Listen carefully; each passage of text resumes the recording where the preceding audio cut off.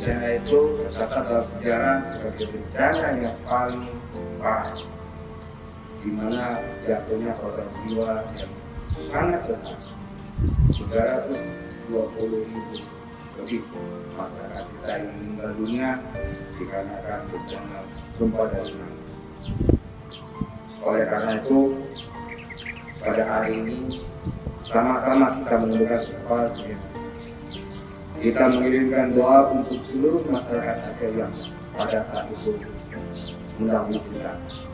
Mungkin di sana ada keluarga kita, mungkin di sana ada rekan-rekan kita, mungkin dan kedamaian di tempat terbaik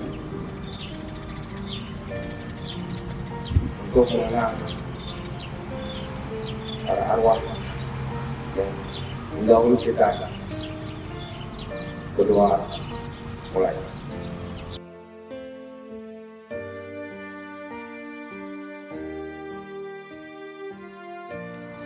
Karena sudah seperti keluarga.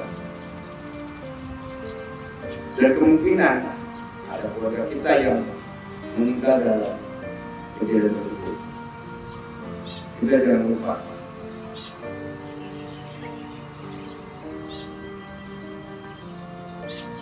Dan tidak ada yang merupakan sejarah bahwa hal itu ada. Itu untuk mengingatkan manusia terhadap kekuasaan Allah. Oleh karena itu, jangan lupakan kekuasaan Allah sangat besar. Kapanpun Allah akan mengambil umatnya dalam sekejap mata, kita tidak bisa tahu kapan bencana itu datang. Kita bersyukur kita bertugas di sini. Mungkin tidak terlalu banyak pengaruh dari tsunami yang terjadi. Akan tetapi bagaimana keluarga kita yang sama, teman-teman kita, senior saya, rekan saya meninggal karena tsunami ada. Maka dari itu kita kirimkan doa